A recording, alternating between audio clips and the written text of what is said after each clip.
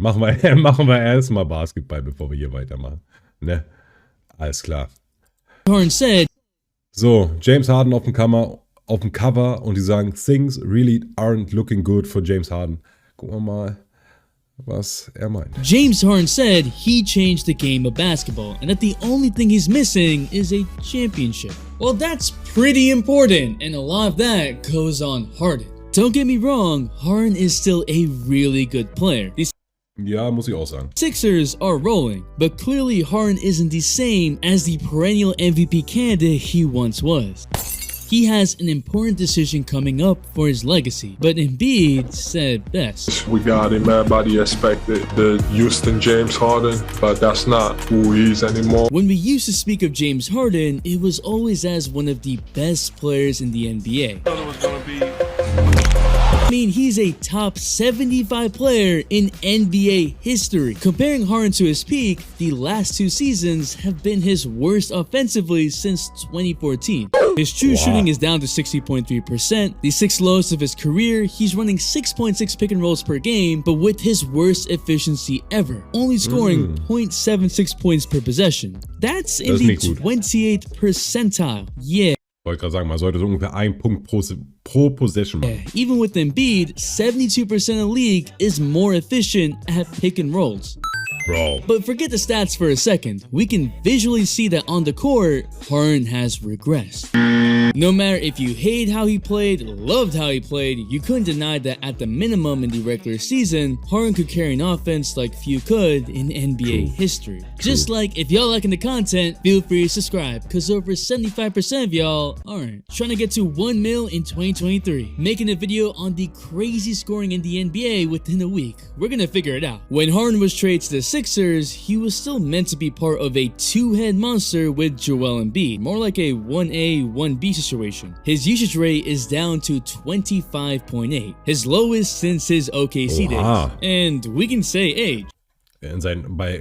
Als er bei OKC gespielt hat, war er 6-Man, Digga. Also wird jetzt weniger eingesetzt, als wo er 6-Man war, Digga. What the fuck? Harden is 33 years old, but his contemporaries, Curry and KD, are 34. And one just led a team to a championship, while the other is leading his team, averaging nearly 30 points a game on his best field goal percentage of his career. 33 is no longer the age of decline. And in a league that right now has 6 guys averaging over 30 points a game, the most in NBA history, Harden has sort of been lost.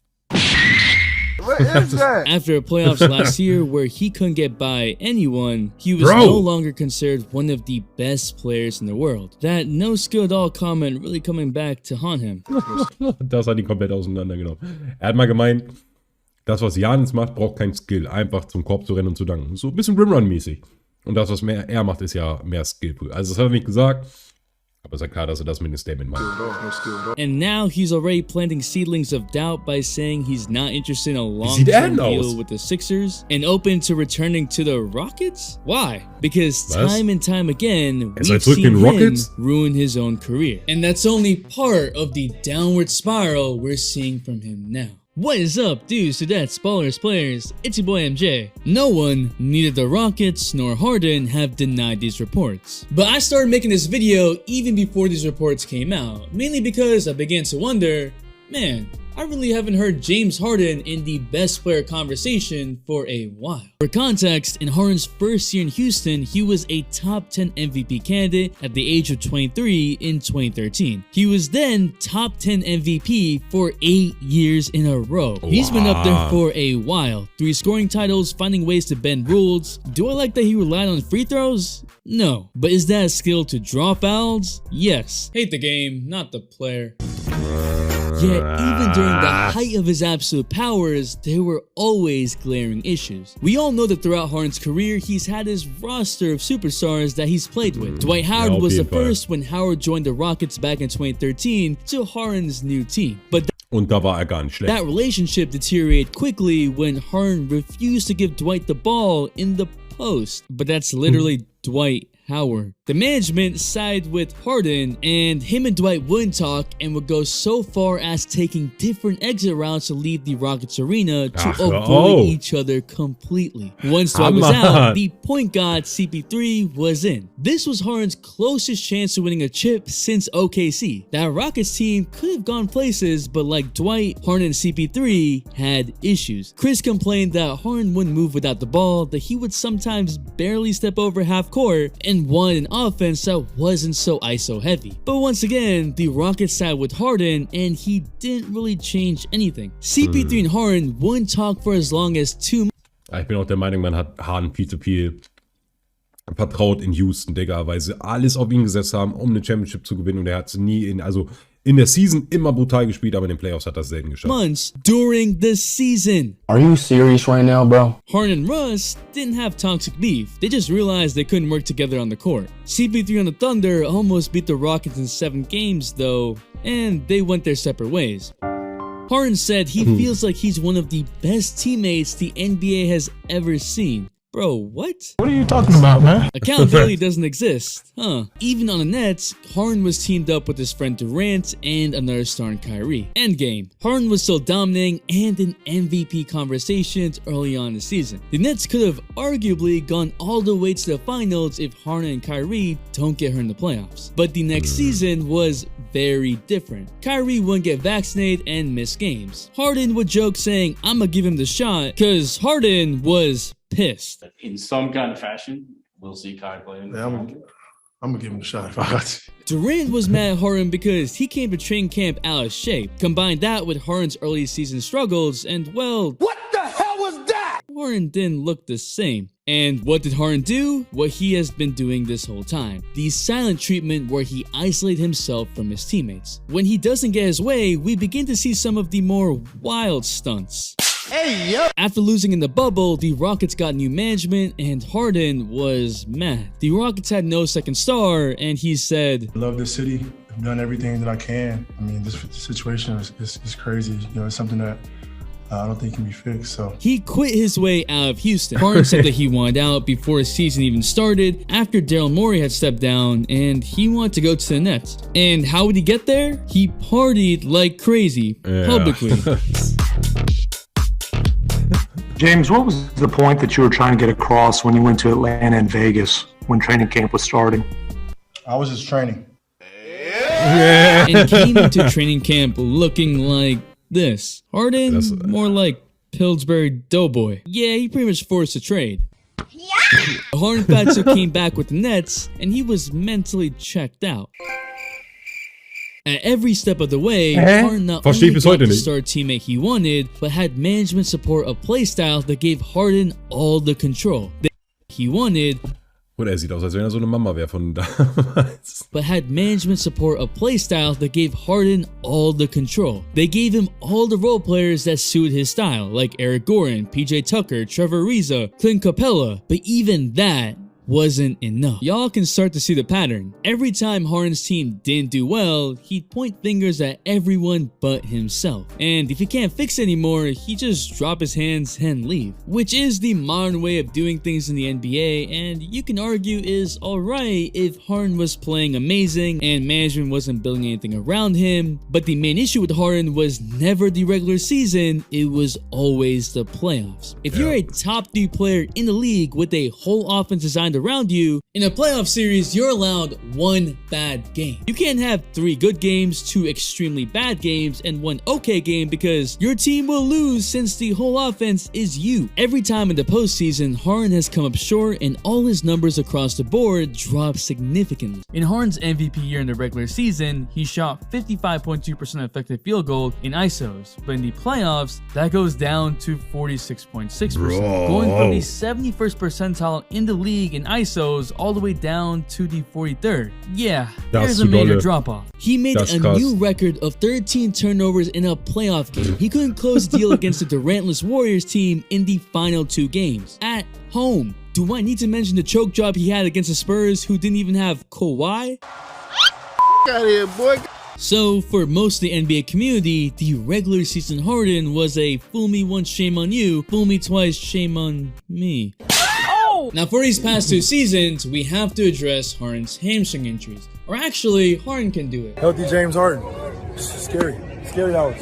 Oh, never mind. Yeah, Harden stated that for the 2021-22 season, he was 100% healthy. Going into the playoffs, Harden again was supposed to be healthy, but despite that, was a shell of himself when he was asked to carry the Sixers offense without Embiid. Not being able to get by anyone, attempting only asked to carry the Sixers was supposed to be healthy, but despite that, was a shell of himself when he was asked to carry the Sixers.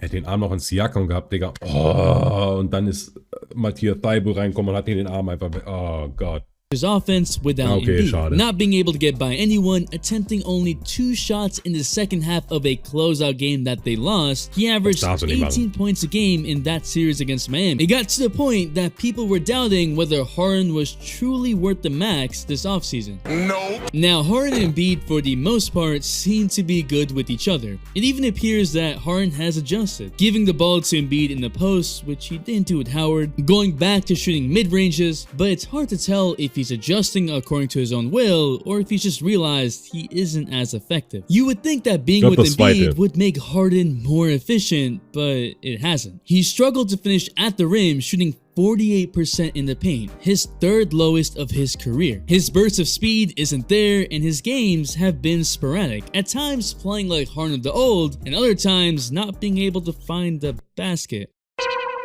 As a result, he's focused more on playmaking and actually thrived. One of the best playmakers in the league. But again, we're talking about a guy that at one point was being considered one of the best scorers in NBA history after averaging 36 points in a season. Now, I give props to Harden for taking a pay cut this season to allow the Sixers more room to sign other players, even if Lil Baby trying to make up the rest. La baby, la baby, la baby, la baby. He even said that this is how bad I want to win.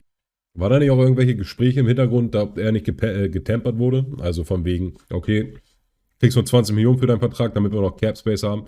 Aber im Hintergrund kriegst du auch nochmal, keine Ahnung, 25 Millionen für das Jahr. Irgendwie sowas. I want to compete for a championship. But to then turn around and seriously be considering the Rockets next year if he turns on a new deal with the Sixers makes no sense. The Rockets are 9-23, full rebuild mode unless Harden trying to pull a LeBron 2014 to the Cavs, but even then, Harden isn't the same guy to carry an offense. After Harden and the Sixers lost to the Heat last playoffs, Embiid called Harden out, saying Philly James Harden is not the same as Rockets James Harden. That's just not who he is anymore. Harden's fallen from one of the best players in the league to now a good player, and you know what? That's not bad, but he has to make a decision and hold himself accountable. Harden's next decision might be the most important one he makes for his legacy. Will he be a player that everything else but a championship was more important to him, only played one way, and bit by bit hurt his own legacy? Or adapt, go through the rough patch, find his footing in the playoffs, and help get to the ultimate goal? And for the holidays, I'm giving away a new Air Jordan 1 Chicago's in whatever size, wherever you are. And if this video gets 200,000 Hat der auch Schuhe 51 da? 1,000 views and 15,000 likes, I'ma also give away NBA tickets. These shoes are amazing. All you gotta do is be subscribed, follow my Twitter, and tell me one of your favorite moments from the channel this year. And oh yeah, actually comment something from the video. Thank you for all the support. Digga, muss ich ja kommentieren und so, gar kein Bock. Gut, sehr nices Video. Ja, also irgendwo James Harden hat seine Rolle wieder gefunden, jetzt eher im Playmaking. Aber auch wie er schon sagt, ich finde das ziemlich schwierig, wenn du davor Seasons hattest, wo du da teilweise 40 Punkte geaveraged hast. Also jetzt nicht in der Season, aber über Stretches der Season. Weil dein Team erwartet ja auch anderes von dir. Klar, es baut auch so ohne dich auf, aber wenn du zum Beispiel gegen die Heat in einem Closeout-Game nur 2 Shots nimmst in einer Halbzeit im Endeffekt, das ist zu wenig. Das ist zu wenig. Schade, ich bin mal gespannt, was mit James Harden noch passiert.